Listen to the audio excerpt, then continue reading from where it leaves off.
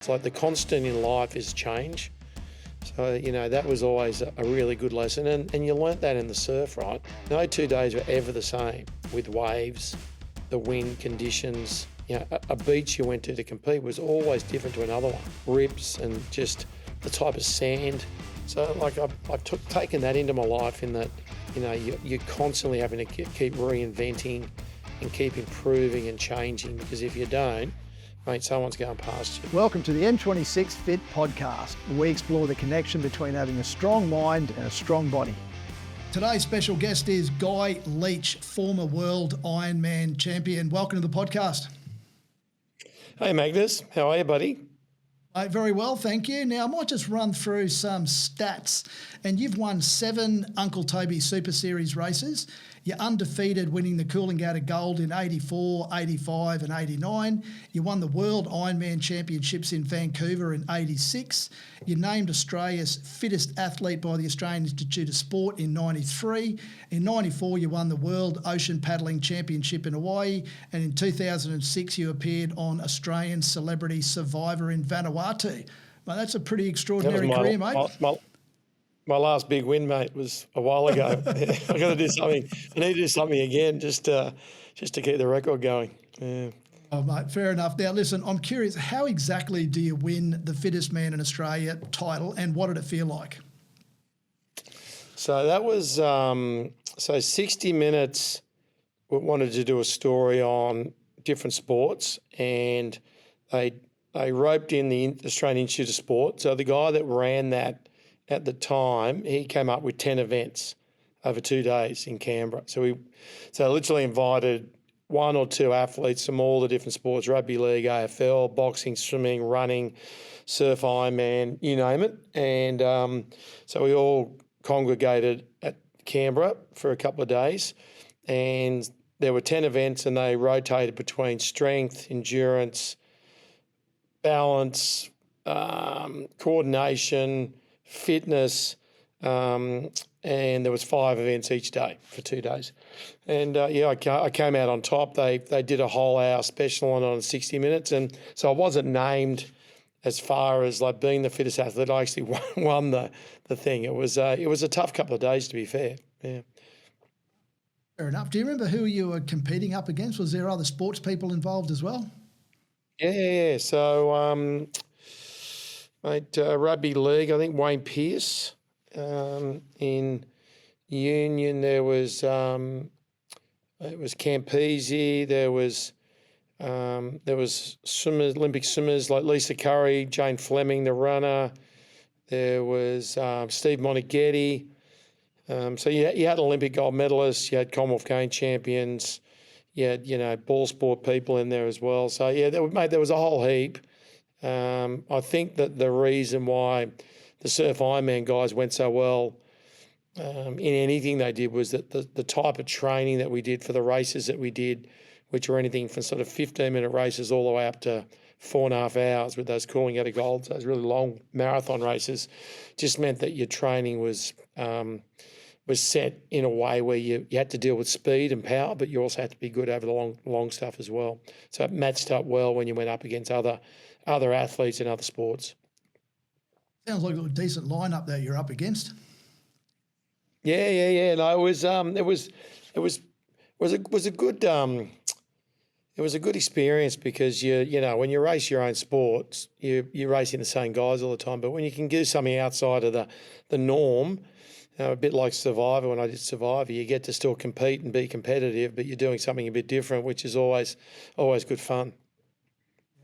When did you first get involved in surf lifesaving? Mate, I had a swimming background, so for me, swimming was the thing. I wanted to go to the Olympics. I wanted to represent Australia, and I sort of worked that out from the age of 8. I got chucked into swimming training because of illness. I'd get colds and it'd get to the chest, and the doctor at the time advised my mum to get me in the pool and do some swimming to strengthen my lungs up. And so that was the start. Took to it, really liked the workload and the training that went with it. And I competed at the state titles when I was 9. I had my first win there, and that was the start. So I sort of I think in a lot of ways I probably chased the feeling of winning all my life, which I still do today, like whether it's, golf or business or anything. I just like that feeling of succeeding. So I did that till I was like 17. By the time I was 17, I represented Australia in the pool. And then I saw a Kellogg's Nutrigrain ad with Grant Kenny on television. Would have been 82, I think it was. And so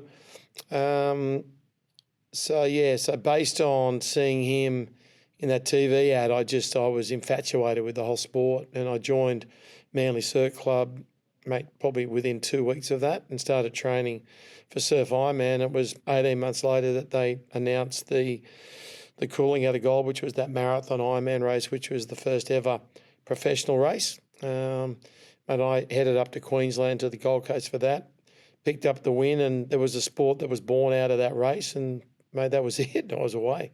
Yeah. So you mentioned when you were younger, you wanted to represent Australia at the Olympics. Was there a pivotal point in your surf lifesaving career when you decided that you wanted to be a world-class Ironman? It was just seeing Grant Kenny in that TV commercial where he was running and swimming and paddling and doing all those things, and I literally just. It just looked like fun, right? It looked like it was something that I just really wanted to do, and I was fortunate that I picked the sport up pretty quickly, which the swimming obviously helped. That was a good part of it, but I was a naturally good runner. I never knew that. I could naturally run distance well, and the rest was just hard work and just a want to be the best. And and the fact that I was there in '84 with that race on the Gold Coast, which was all born out of a movie. So the Cooling Out of Gold was actually a movie, and the movie makers needed a race to come up with something that would be fitting of what the actors and Grant Kenny, who played himself in the actual movie itself, would do. And they went from a 15-minute surf carnival Ironman race to putting on a 46-kilometre event from Surfers Paradise to Coolangatta and back, and they needed a real race to film the footage to cut up into the actual movie, and that's how it started. I picked up $20,000 worth of gold, became I suppose a household name overnight just through the PR that was generated from the race, and then there was all these races that popped up, and Kellogg's Nutrigrain at the time sponsored a lot of events, and I went from leaving school and was thinking of going to university to not doing that and becoming a professional full-time athlete. And that was it, and I didn't look back for about 12 years. I did, I literally did my youth training 3 times a day and racing on weekends, and the sport got bigger and bigger and bigger, and it was just a really good time, really was. I was really lucky, really lucky to be in the right place at the right time. Yeah. I actually remember sitting at the kitchen table eating my Nutrigrain as a kid, watching the likes of yourself and Grant Kenny and Trevor Hendy and the Mercer brothers and Guy Andrews, I think, in that Uncle Toby series. What was it like racing against legends like that? And I remember that's when the sport was receiving some pretty good television covering, and all you guys were becoming household names. It was so in '84 with that first race, it just built on itself every year. Like it just got bigger and bigger and bigger. And, by the time we got to '89 and there was the cereal wars with Uncle Toby's and Kellogg's, and there was this split series and there was more money involved, and we were on television on Channel 10 Live every second weekend racing. It just kept going up a level every year to the point where you'd rock down the beach and there was 20,000 screaming fans. You anywhere you walked, people knew who you were, and it never felt normal. Like it never felt like it was something that you would take for granted. But certainly as time went on, it was one of those ones where you just went on the ride with it, And by the time I retired in '96. It was a mainstream summer sport, wasn't it, with cricket and tennis every summer here in Australia, and it was just, I think I bookended the perfect, amount of sort of perfect timing on the sport, because, today it's just not there at all. Doesn't have the coverage, the money's not in it, and you don't get the exposure, which is, terrible for the kids that are doing it these days. Yeah.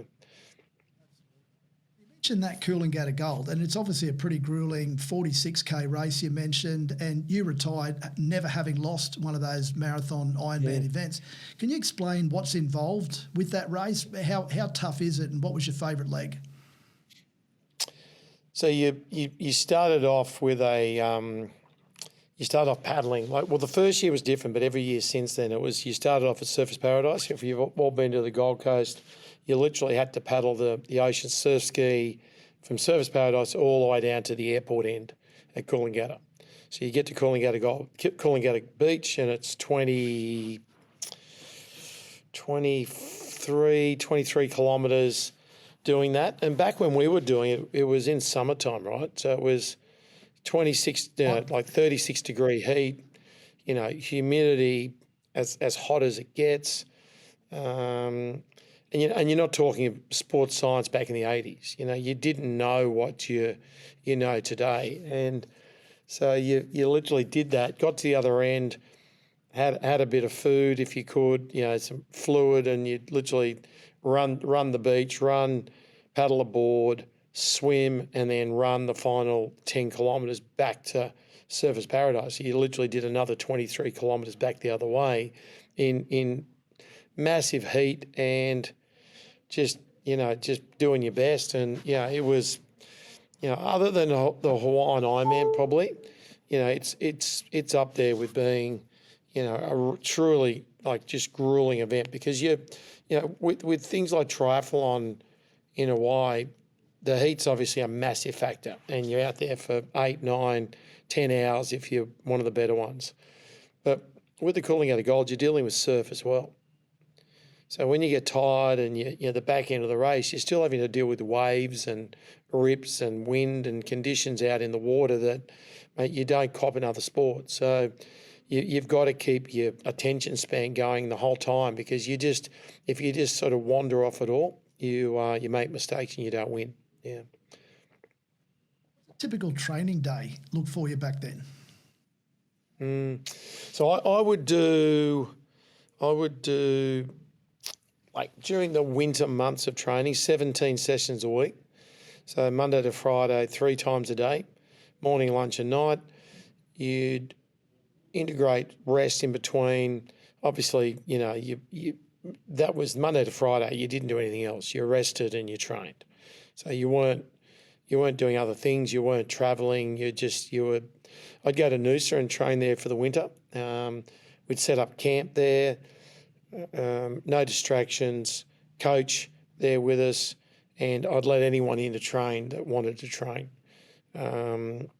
Mainly because I just needed training partners to get the best out of myself.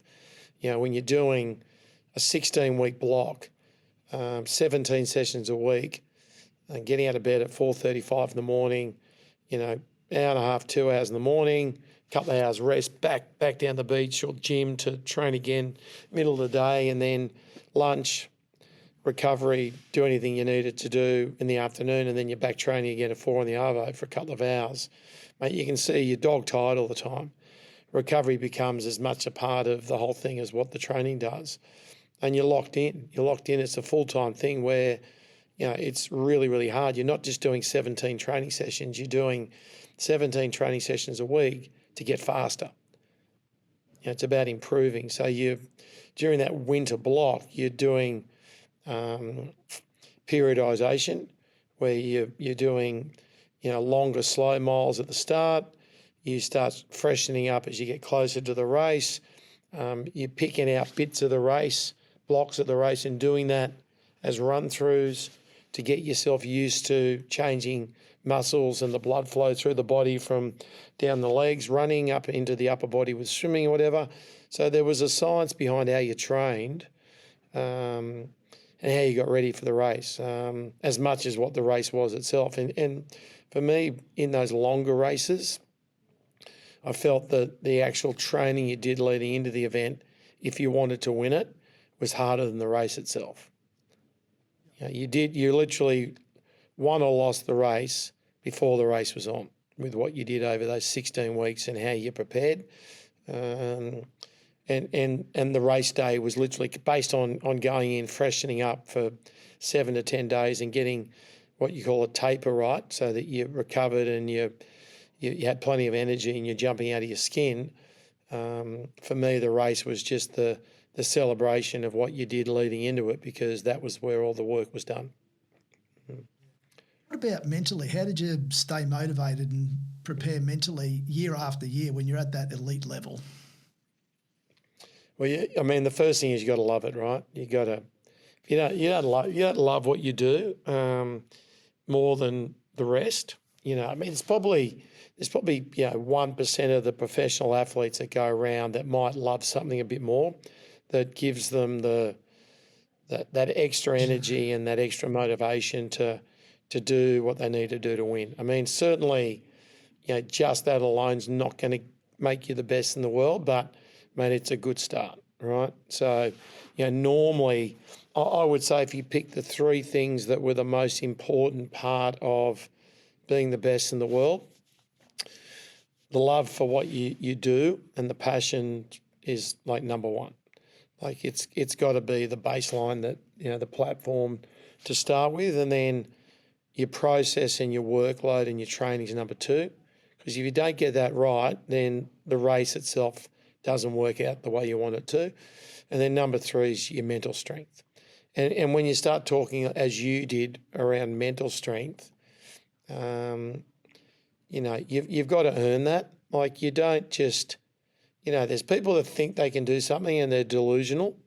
The person that tells you they're going to do this and do that, and they don't do the work, or mate, they're way off kilter to what they're really capable of. So you got the delusional ones out there. You got the ones that don't believe, that probably are good enough and they can't win because of it. They literally sabotage themselves. That fear of failure is too deafening inside for them to ever be able to get across the line. And then there's those that get some wins early in their career, and it's the building blocks from that and the workload they do in training and their love for it that builds that mental strength that, is there when they need it. And so they're the 3 things, right? And they're the ones that make the most difference. And for me, as far as the mental side that you spoke about, I got all of that through what I did in training. So the training sessions that I won, the blocks that I did over a month where my training was unbelievable and I could see I was going to win, they were all the little pieces of the puzzle that gave me the strength and the fortitude that when push came to shove in a race, you could keep pushing forward and not have the doubt. So, yeah. Speaking about pushing, like how did you push through that pain barrier that you get in those endurance events? And was there a typical point in the race when you'd hit the wall that you'd know that around about this time you'd hit the wall? And then, what got you through that? Yeah, so I never hit the wall in a race because I made sure I'd hit the wall in training leading into the race. So my theory was that you had to run yourself into the ground. So we do blocks where the last month of a training block was Hell Week, and Hell Week you up the dosage of the mileage until you broke down, and so you learn what the body felt like and what was going on in the mind to understand what that would relate to in a race. So you knew the signs of when you had to back off and where the line was to go and sit just under that piece so that you wouldn't, hit the wall that you talk about, or, they talk about the piano hitting you in the head, and so that never ever happened to me in an endurance race ever. But yeah, I learned that from training. For me personally, in an endurance race, I would make a pact with myself. So I'd pick one major race a year that I'd aim for. I'd do other races around it, but there was the one that I wanted to win, and everything was set up for that. And it was typically an endurance race because that's where I got the most joy from. I didn't care as much about the shorter races. I felt that I learned much more about myself, and the feeling of winning was so much greater when you won an endurance race because of the amount of effort you had to put in to do it. So that I was always, I always gravitated to those races. But for me, it was all about, I would make a pact with myself before the race with the pain that would go on in a race, the uncomfortableness that I would endure more than others. So, not that you can rate that against someone else, but in my own head, I had this thing where I would say to myself, you're going to soak up more pain today than anyone else. And by doing that, it would mean that the pace that you're going, you'll be able to go at that pace for longer than everyone else. And you'll burn everyone else out, and you'll be the last one standing because of it. So it was just, yeah. So for me, the uncomfortableness and the pain was something that I let in, and I wanted to feel, and I tried to dose it up as much as I could. And that was sort of my thing, like I never spoke about it before races when the media would talk to me. It's only something I talk about now because I felt like it was like the secret weapon that I had up my sleeve compared to what others had, So yeah, it's interesting, isn't it? You don't mind sharing it when it's all over and you're not racing anymore. Mm. Absolutely. What about injuries? Have you had any serious injury, or what's been the biggest setback that you've faced in your career? Oh, look, I think when you're a professional athlete, there's no time that you're not dealing with something. You don't ever get into a race, or you don't ever go through any block of training without having something wrong. It's just, you've got like a little calf strain, bit of tendonitis in the shoulder, your back might be a bit out. Mate, you're doing to your body what you're not meant to be doing in training to be good at an endurance race. So certainly the body responds to it and you're super fit, but you would argue that you're not actually healthy a lot of the time. There was one stage when we all went and got checkups at the doctor out of our group of 16 people training, and everyone was anemic. So, the irony was that the Ironman was, was lacking iron, and it was just because of the amount of workload they were doing in training. We're training 20 hours a week, 25 hours, hard training, and your body's just breaking down because of it. So mate, you just worked around it. You got massage, you're at the physio, you were doing stretches, you were just doing all the things you needed to do to just get through. I think one of the things that probably helped in our sport was the swimming part, probably, other than obviously the rotation of the shoulders, but the swimming part probably helped the legs and your back because, like when you have any problems with that area, the physio send you off to the pool to swim, don't they? To loosen your back up and your hips and loosen your legs up. So it was probably an advantage that we did swim 5 times a week, which probably helped from a rehabby point of view for those parts of the body. Yeah. What do you reckon's been the greatest lesson that you've had to learn? From competing and training? From competing, yeah. Yeah, that's a good question. Hence why I should have looked at the questions you sent me before we started. No, that's right. Anything in particular, sometimes I know in my life there's been lessons that keep getting sent to me, and it takes me a fair few times to get it right. Yep. And I keep getting the lessons sent back to me until I've learnt it. Yeah. So any of those you can think of? You'll get them all your life, right? That's just that's just wisdom through time on this earth and making mistakes. I mean, I always look at the fact that, mate, you can make mistakes. That's fine. You just don't want to keep making the same ones over and over again, do you? That's the stupidity. Exactly. But and I always, in races, you come out. It was rare that you put a race together where you were completely and utterly just going, mate, that was like unbelievably near perfect. It was rare. So you always walked off the beach racing where you learnt a lot. I learnt more in the training with endurance events than I ever learnt from the race itself. I mean, you literally take yourself to places that most people never go to. And, it's probably why I won Survivor, because, being an endurance athlete just sets itself up beautifully for something like Survivor, where you got to suffer for a month and keep your head together and make good decisions under pressure, So when you say to me, what have I learned? Mate, what I learned from my time competing, a lot of it was from my coaches. Mate, I learned that even that when you're the best in the world, that unless you're improving and looking for ways to get better, you don't stay the best. I learned that, mate, nothing stays the same forever. I had a stint for 3 years where I didn't get beaten. You literally get to a point where you're like, mate, I'm supreme. I'm literally at what I do, mate, like I've got it worked out. And then someone else pops up. And you're like, oh, shit, they're actually really fast, and they do that bit better than me. And you're like, so there's no constants. Like the constant in life is change. So, that was always a really good lesson. And you learnt that in the surf, right? Because no 2 days were ever the same, with waves, the wind conditions. A beach you went to compete was always different to another one.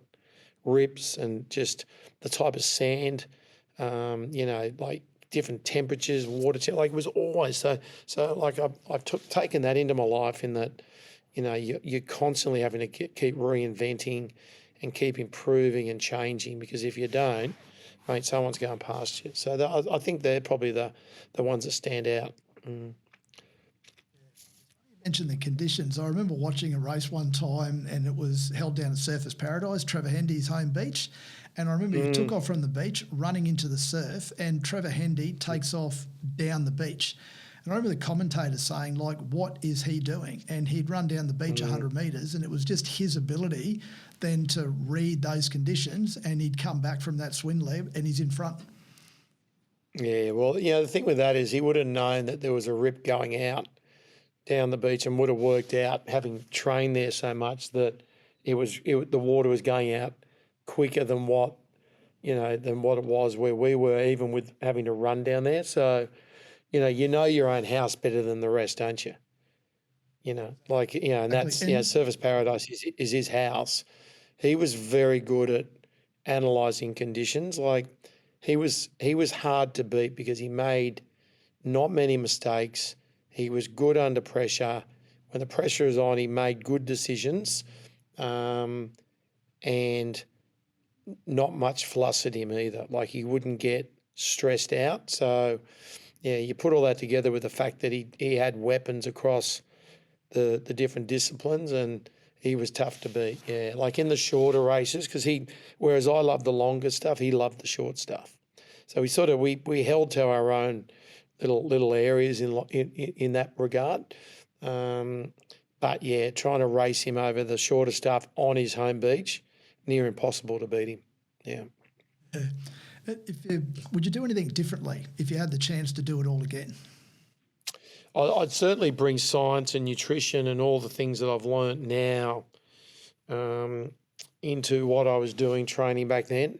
I think that, 80s and 90s, mate, there was particularly the 80s, mate, sports science wasn't a term. Well, it wasn't really a term back then. We thought carbo loading was the way to go, eating pasta and, just the shitty carbohydrates that you eat. You don't want to eat these days. We thought that was what you did back then, and sugar, lots of sugar for energy. And we know so much more now. That recovery piece around do the workload and rest more.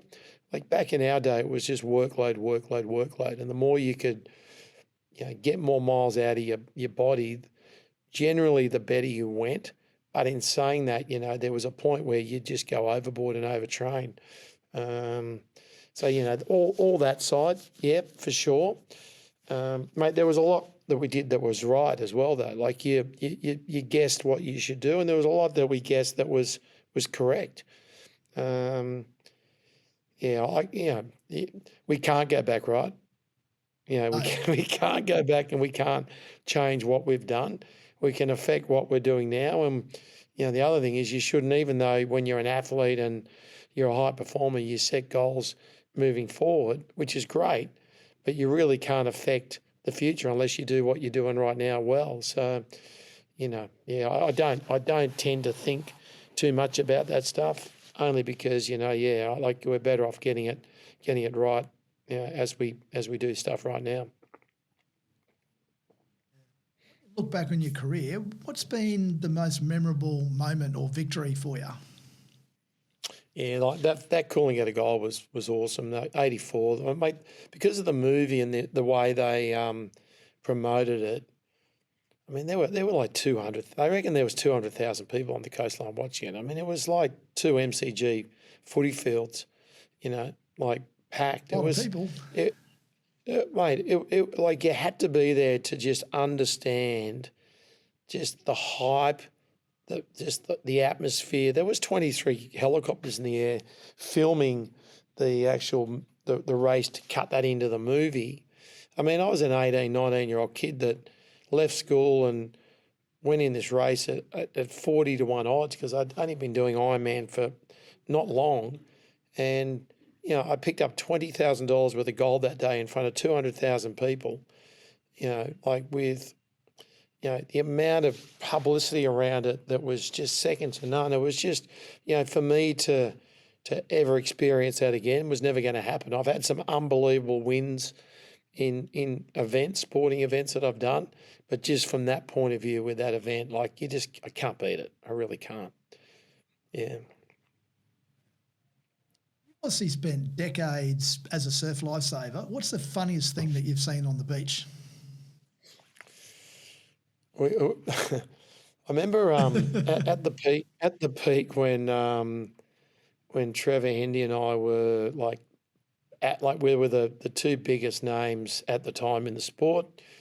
And I remember rocking down to Portsea Beach in Victoria, and the organisers had made up these Guy Leech face handle things with my face and Trevor Hendy ones. And I remember rocking down the beach. It was school holidays down in Victoria. Portsea was like the surf was pumping, sunny day, and there would have been 20,000 people there at Portsea on the beach and up that hillside where they got the stairs going all the way up to the surf club, just with all you could see was Trev and me, just 20,000 people all with these face things on. That was pretty weird. That was odd. That's a classic. I do remember at Bondi racing one year where I came out of the board leg into the run, and I was running around in front. It was a televised race, and the race director, I had about a minute's lead, and the race director said to me, "We've just had a shark spotted off the first swimming can. You're going in first. Do you want us to halt the race?" And I remember saying to him, "No way," because I just was leading by a minute. And I just didn't care about the shark or anything. So that was one that stands to mind. That was pretty weird. And the other one was when I was actually, years later, I actually ran the Ironman series, put it back on Channel 10 back in 2010, 11, around there. Back when Kane Eckstein, Ali Day were racing, these sort of guys, Shannon Eckstein. And we did a long course race in WA. And part of the race, the run leg went through a nudist beach. And I'll never forget commentating on television, running the actual series and the race, and seeing Kane Eckstein running through these old people that were walking up and down the beach nude as he's running past, beamed on national television. That was pretty weird too. So they'd be the ones that stand out. Yeah. What do you reckon the dumbest thing that you've ever done? Oh, I've done some dumb things. The first calling out of gold, yeah, but I've done some. This one was a doozy. So the first calling out of gold, won the event. We're at Surfers Paradise Beach, big stand with thousands of people in it. That was there erected for the movie because the actors, while we were racing, and Grant Kenny were pretending that they were leading the race into the finish, with about another 20 guys that were fit that were all pretending to run into the finish line. So they were doing that whilst we were out in the real race. But So there was a massive crowd at the presentation after the event. Third place got his trophy and his check. Second place got up. Then they got me up. Crowd went mad. The mayor of the Gold Coast, the head of Kellogg's Nutrigrain, Michael Edgley, the movie promoter, were all there. And I'm thinking to myself, I'm going to get $20,000 worth of gold right now, right? And I've left school, but I've never seen gold before, as any 19-year-old probably hasn't. I've just seen the movies, right? And so we're all mic'd up, and the announcers are making a big deal about it. And the guy that got third was Craig Riddington, who was one of my Manly teammates. So he got third in the race. So he's up on the dais. So I get up, and they hand me the cup, and I hold the cup up, and the crowd goes wild. They put the Coolangatta gold medal around my neck, and then the security guy comes out with a suitcase, with a briefcase, and he opens it up, and he hands the gold to the mayor of the Gold Coast. And so the crowd's, like cheering and everything, and they hand the gold over to me, and it was like the size of a Mars bar, like little thing, right? And I turned to Rido. And I said, "Where's the fucking rest?" And unbeknownst to me, because the mic was in front of me, that beamed out across all the beaches, right across the whole of the Gold Coast. And it was one of those mics and speakers where if you talk now, you don't hear your voice till 2 seconds later. So I remember saying it, right? And I've sworn, I've dropped the F-bomb, and I've literally gone, no, did I say that? I remember Rido looking at me and his jaw dropped. He was like this. And then I heard myself say it back, and the crowd went nuts. The crowd were on the ground in hysterics. And so there were thousands of people that were just cracking up, all because I said, "Where's the fucking rest of it?" And so that was my first moment of true public embarrassment. So that one takes the cake. Yeah, I've done some dumb ones, but that one literally was, that was a ripper. So that was 20 grams worth of gold. So the Mars bar size of gold was 20K worth. And someone emailed me, or on Facebook, I put a picture of that up from years ago, and someone worked out that the 20K, had I still had it today, would have been worth $165,000 or something if I still had the thing. I got rid of it the next year. I cashed it in, and back then I used it as a deposit to buy a 2-bedroom unit on the beach in Sydney. So that's what I used the actual gold for, yeah. Right. What about Australian Celebrity Survivor? How would you compare being a contestant to say an Ironman race, and what was it really like, and why did you do it? Well, I did it because I liked the event, right? So I liked the whole Survivor concept. I got asked to do the dancing one. Not big on dancing. The singing one, can't sing. The cooking one, no interest. So I literally pick things that I like to do that I got a chance of winning at, right? So it goes back to that whole, do you love something? And if you love it, you're a chance of going all right. And so none of those. So I got asked to do Celebrity Big Brother, the ice skating one, you name it. I've knocked everything back. And they pay you money, right, to do it. So you get given appearance fees and all the rest. But when Survivor came up, I'm like, mate, the whole family loved it.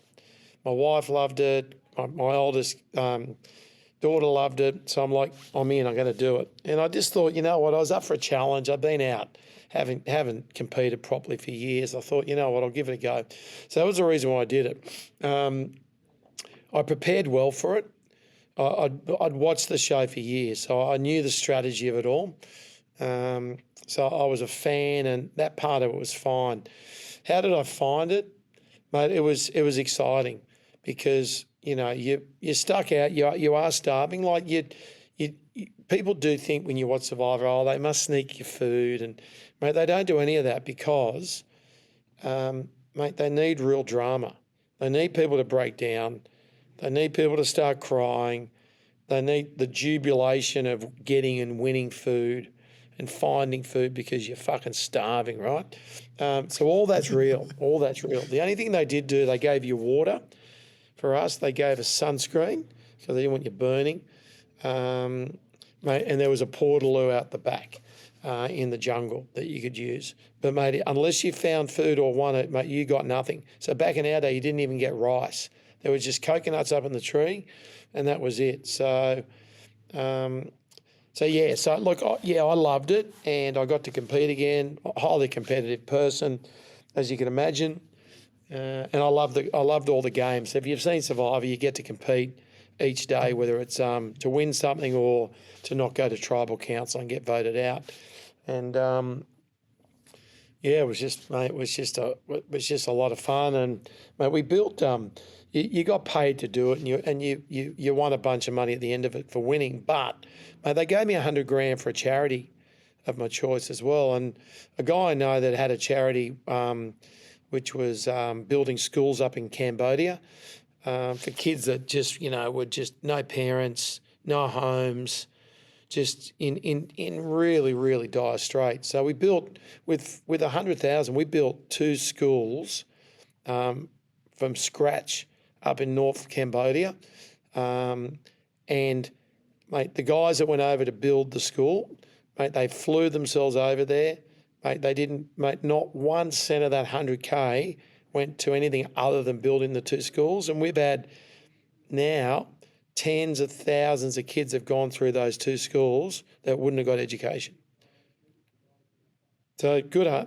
Yeah. Awesome. Yeah, it's awesome. Yeah, it's awesome. So, Right. So Survivor ended up being good fun for me, but really good for kids in Cambodia that got an education. Fantastic. Can you share the story behind your Heart 180 defibrillators?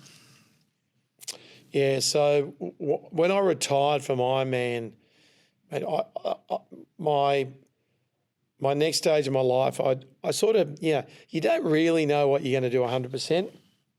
And it's not easy going from being, like a full-time athlete that is famous, I suppose, makes it probably a little bit more, what's the word? Probably a little bit more just involved. Challenging and difficult to, yep. Yeah, is the word difficult?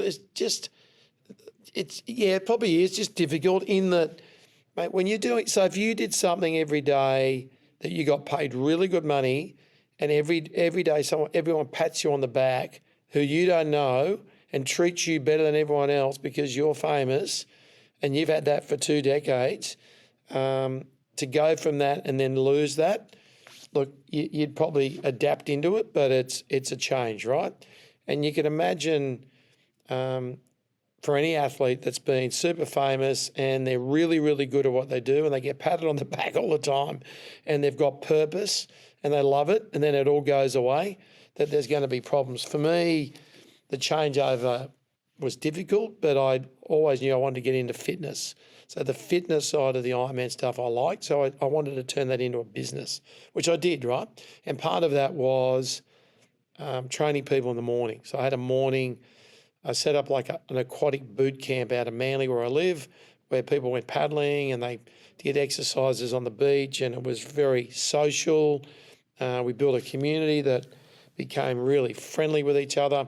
And I did that for 20 years. And nearly 9 years ago in one of those sessions, and a lot of my mates did the classes as well, and I'd train with them, and it was just a lot of fun. But nearly 9 years ago, one of my mates, he suffered a heart attack in the session, and he didn't make it. So I resussed him until the ambos turned up.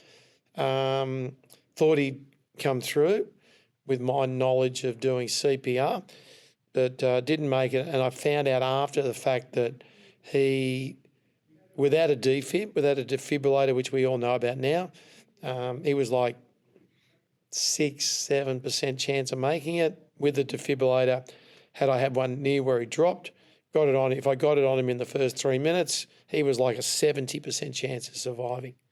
So, it just meant that I was in shock, obviously, just shattered. And I literally took the opportunity to spread the word about defibs, spread the word about heart issues, and Heart 180 became a business that I used to distribute defibrillators right through the community. educate people on the need for them, built online training and all these resources to educate people on how to do CPR and use a defib. And that's been going now for over 8 years. And we get a life save from one of the ones we send out every 2 to 3 weeks now that we find out about. So it's a good thing. So my mate didn't make it. There's that passion again, isn't it? Something happens where things don't work out well, and I just felt like I owed it to my mate to do something that was going to keep his name going, I suppose, and just help others. So we've done that, and we've sent out close to 10,000 defibs out of where I am right now, out of this office and warehouse. And we get some unbelievable stories, and it's a good thing to do, and I'll keep doing it to the day I die, because it's important, right? We lose 100 people a day from an electrical issue of the heart, and if there was a defib close by today, those 100 that we lose, 70 of those people would be alive tomorrow. So it's a good cause. Fantastic. I absolutely love it. It's a great initiative, and mate, wish you all the best with it. Now, you're just about 60 odd now, aren't you? Mate, I am 60 and 4 months old. I think there's only 5 years and 3 days between us. So I hit the 5 earlier in the year. So how do you go about nowadays maintaining your overall health and fitness, both mentally and physically? What do you do? Well, I treat it like I did Ironman. I studied the space. Like, it's ironic that I studied it enough, and there's a few of us, my mates, that do the same thing, that we started a podcast called The Longevity Lounge, which I'm sitting in right now. So that's set up with all our stuff here, where we drop podcasts on this exact space that you're talking about. So for me, I think that having explored it, and I'm not 100% sure that anyone knows exactly what you should do. If you had to name the top 8 things that you need to do to stay on this earth longer, with a good quality and being super happy, whether we've got it completely right yet. But my take on it is this: you need to exercise, if not every day, most days of the week. You need to exercise most of the time in zone 2, which is at that talking level where your heart rate's not too high. But then you also need to go and blow your heart rate out and throw it up there, up near the top where it's up near the max, every now and then for a short period of time, just to keep that level there and just to help that max VO2 part of the aerobic system. You need to do strength work. So I tend to do strength training probably 3 times a week, mixed around with the aerobic side. I'll train every day. I'll do an hour every day of the week, but I mix it up with Pilates or bike, paddling, weights, so that I'm never really sore in any one place too long, because I'm mixing it up. So that's the sort of cornerstone of what I do. I make sure that there's research out there that says that if your relationships are good at home and with your close personal friends, then, with exercise, you're going to live 7 years longer than people that don't exercise and don't have a good relationship set up within their world. So I make sure when I exercise, I either do it with friends, or I make sure that home life with the wife is good. That side of it's covered, and I keep in contact with my mates every day. So I do that. The food side, I eat very clean. So, and I don't necessarily eat 3 meals a day all the time. So I'll gap it sometimes to 2 in the arvo from dinner the night before. So I will not generally make myself fast at certain times, but I just bring it in when it suits. If I'm traveling, like I was last Friday on a plane, I just won't have breakfast. And by the time I get back to Sydney or something, it's 2 in the arvo and I've just drunk water and haven't eaten. So, so I bring that in. I tend to eat a fair bit of protein. I know that you need to keep protein levels up at our age. So I tend to try to drop, 200 grams of protein a day. So you can see where I'm going here. I'm quite I'm quite, like detailed with what I do.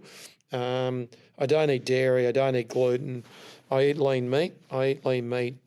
And I rotate sort of tuna, salmon, like red meat, and I do go without meat, a couple of days a week. So I do that as well. Sleep's really big. Like I don't ever get less than 7 or 8 hours sleep a night.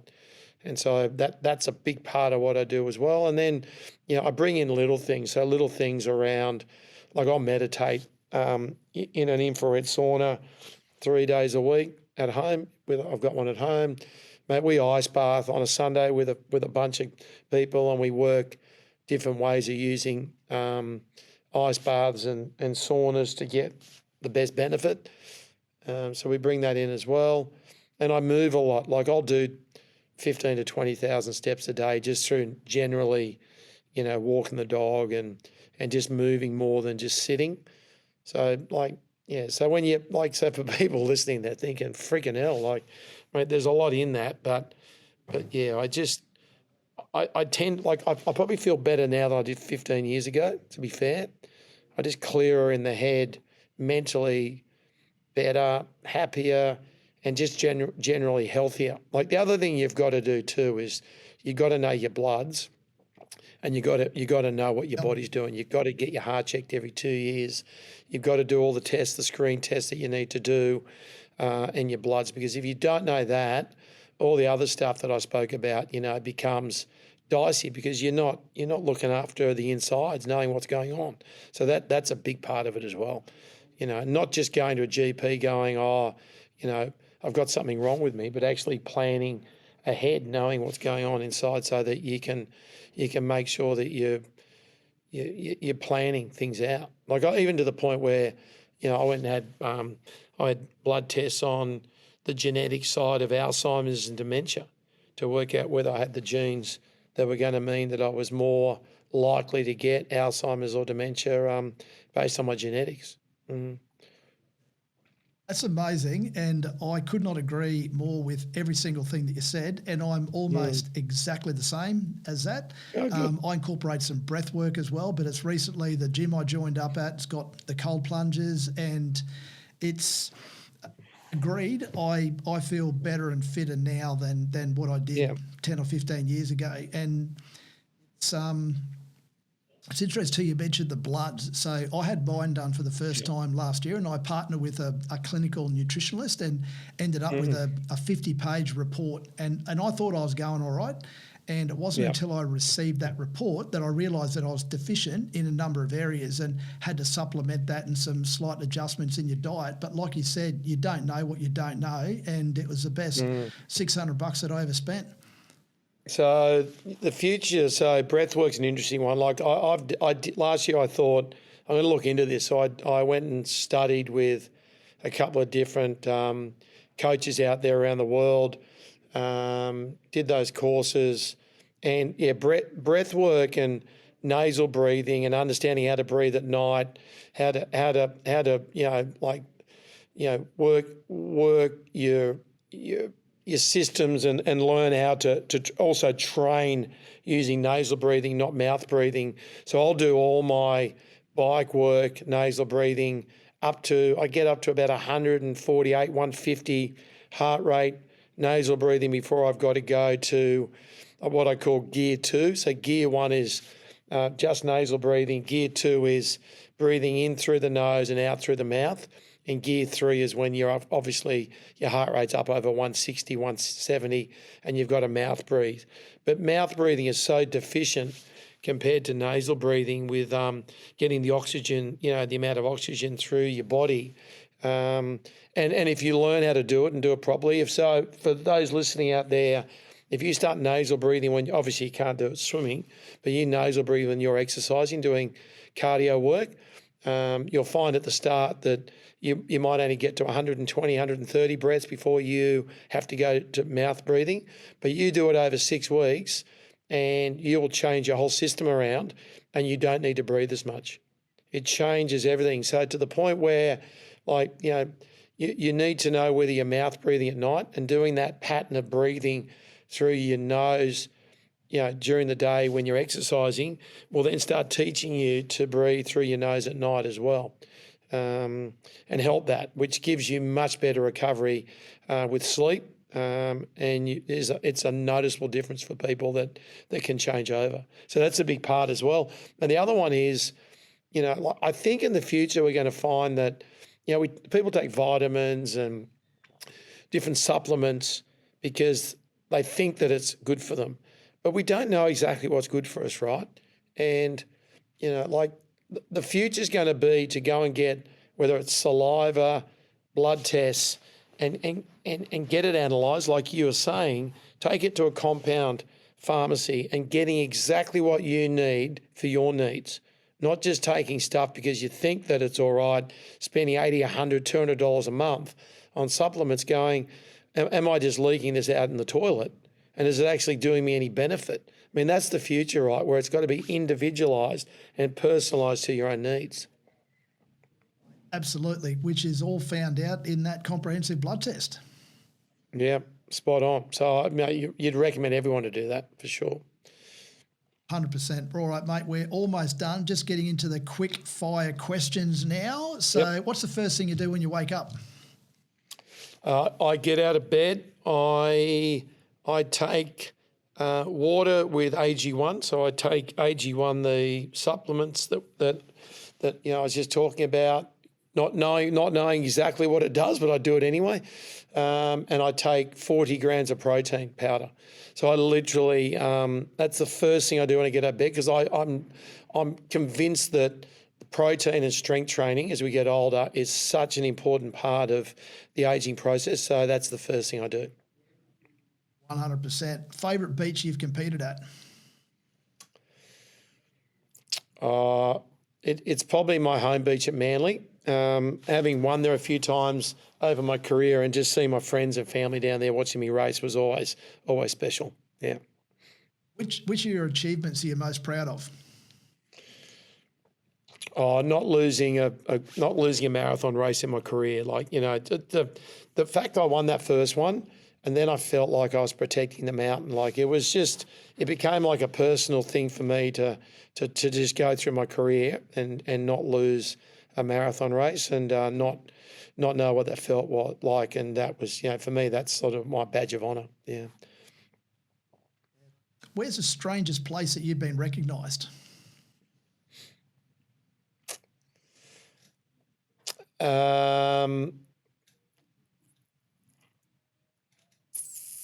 In China. Your favourite motivational quote? So my coach said to me when I was training for the Olympics, he put up a quote on the board at the age of 13 that I never forgot. And it was, "If it is to be, it is up to me." And, you can take that one for what it is, but it was always one that I never forgot. Mm. Well said. A life-impacting book that you've read?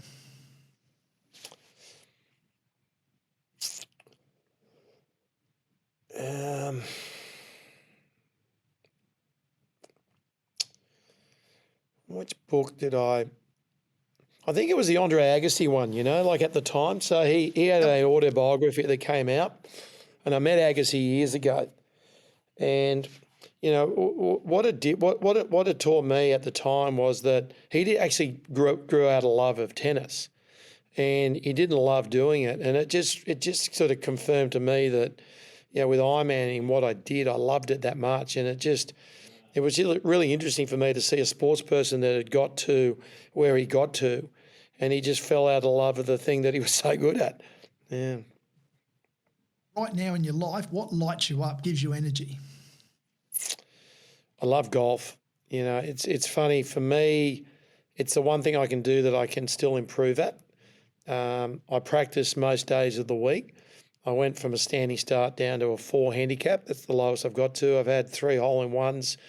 And it probably combines that feeling of meditation in that when I'm hitting balls, I don't think of anything else.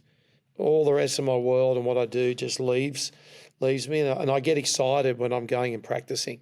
So it's funny how I've gone from Ironman and all that other stuff, and now for me golf's the thing. But it's just it's that one thing I can improve at, which gets me excited.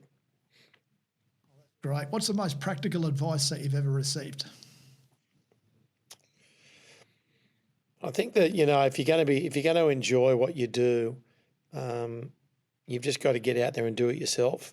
I'm really lucky. My youngest daughter is doing her HSC. She's starts trials today, and I think it's inbuilt because she would study every night till 9 at night after school, all weekend for the last 3 months, getting ready because she wants to be ducks at the school. And she said to me 2 weeks ago, she said, "Do you reckon I'm doing enough?" And I thought, mate, I love that, right? And, for me, to answer your question, it's like it's up to you to get shit done, and you can blame everything else, but at the end of the day, the buck stops with you. And the harder you work, the more effort you put in, the more you get out. Yeah. What's the best habit or ritual that you've developed into your daily routine? I exercise in the morning and get it done. So, like for me, when I retired and exercise is always a thing I grew up with from the age of 8. I like to just, I get up in the morning, just, sort of get ready to go and exercise, get it done. And I know it's ticked off for the day. I feel better mentally for it. I feel good physically, and it's just a great start to get into the rest of the day from. Who do you reckon was your toughest competitor? Oh, without doubt, Trevor Hendy. Like I got that run without him of about 4 or 5 years, and that, as I said earlier, you sit at a stage where you think, I've got this worked out.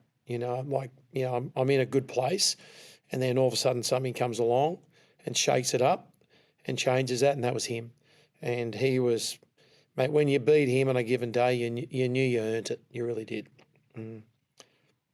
What's the one thing you can't live without? Oh, family. Family is so important. You strip everything back, and that and your health. Like you'd have to put health in there. Like any time where something goes wrong and you're crook and you don't know how to fix it and you're not getting better, you start working out what's important in your life, don't you? So for anyone out there, don't take that part for granted, and all those other tips that we've been speaking about. Make sure you action them, because without your health, you struggle in life. Something that not many people know about you. Born on leap year. That one's a good one. It's not many people are born on leap year, so I was born 29th of February 1964. And an item from your bucket list. I think I'd like to ride a bike over a set amount of time across Europe. Do that in the next couple of years. I like the bike riding. I do it. It's probably 3 times a week, and I think it'd be a really cool way to sort of explore Europe. So that one's on the list. Up until 5 years ago, it was to have a hole-in-one, and I've luckily grabbed 3 of them in the last 5 years. So that one's ticked. But the trip across Europe would be good. Yeah. All right, last question, Guy. Finish this sentence. I believe. I believe it. If it is to be, it is up to me. Absolutely, well said. That's so fantastic. Really appreciate your time having to speak with us today. And as we mentioned just off air, I only just got back yesterday. We did kayaking up around the Whitsundays for 7 days, mate. So I've got a renewed appreciation from paddling that kayak 7 days in a row. So thanks again, mate, and have an awesome week. Yeah, mate. Rest your hands. Rest those blisters. Thanks, mate. Good on you, Magnus. If you'd like to know more about getting your detailed blood analysis done, just jump on the M26 FIT website and click the wellness link. It's a super easy and simple process. I personally think it's the best investment you can make to find out exactly how your insides are functioning. It could even save your life. We'll also have a link for you in the show notes. Now, if you've enjoyed this episode, we have a small favour to ask. Please take a moment to subscribe, review, and share this podcast with someone you think will appreciate it. Your support helps us reach more listeners, and we can continue delivering content that educates, inspires, and empowers you. Don't forget to follow us on social media to stay in the loop with all our latest news. 2024 is going to be a huge year, and we'll continue running our weekly Friday morning kayaking sessions on the beautiful Brisbane River, along with plenty more thrilling adventures, exciting activities and challenges are planned. We'd love for you to join us and be part of our growing community. Remember, success is all about consistency. And by investing 26 minutes exercising both your mind and your body every day, you too can become the strongest, fittest and healthiest version of you. So stay tuned and stay active.